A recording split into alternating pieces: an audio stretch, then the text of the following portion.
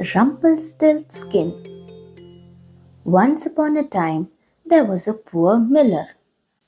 Miller is one who grinds a grain, operates a mill. He boasted to the king, "My daughter can spin straw into gold." The king led her into a large room filled from floor to ceiling with straw. At the center sat a spinning wheel. "Turn it into gold, or else," he demanded, and then locked the door. She had never spun straw into gold. No one could. Suddenly, a strange little man appeared. He wore a crooked hat and had a mischievous grin. "Good evening, my dear," he said in a squeaky voice.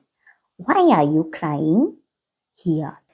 "The king will have me killed if I don't spin all this straw into gold by morning," she sobbed. "Well, I can spin straw into gold," he said.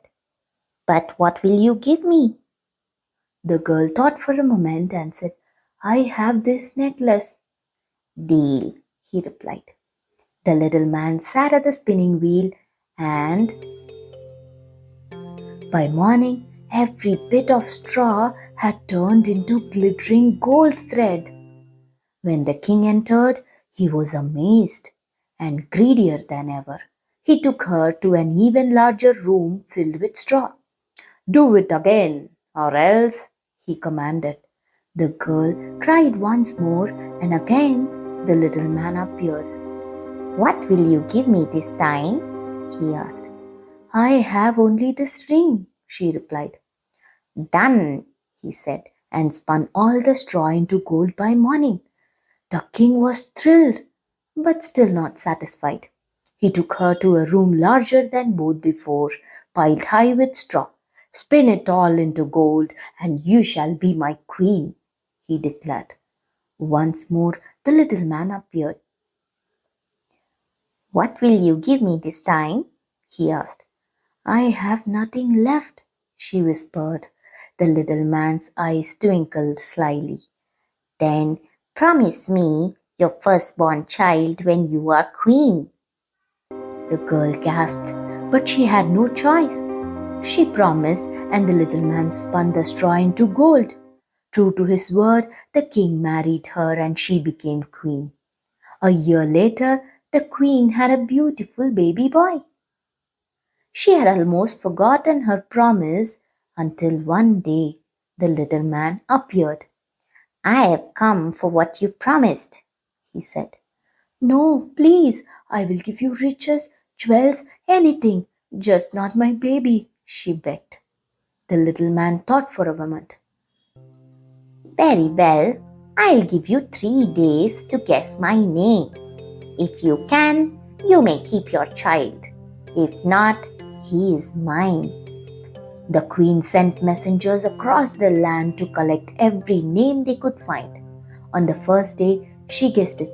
"Is it Jasper, Nicholas, Benjamin, Conrad?"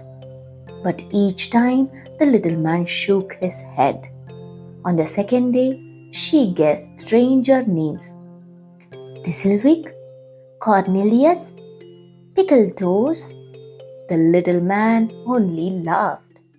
That evening, a servant came to the queen and said, "Your Majesty, while walking through the forest, I saw a little man dancing around a fire, singing, 'Tonight, tonight, my plans I fix to take the queen's child, Rumpelstiltskins the mix.'"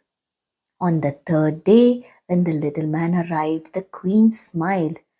"Is your name Rumpelstiltskin?" she asked. The little man's face turned pale. "The devil told you that. The devil told you," he screeched. He stamped his feet so hard that the floor cracked, and with a puff of smoke, he disappeared, never to be seen again.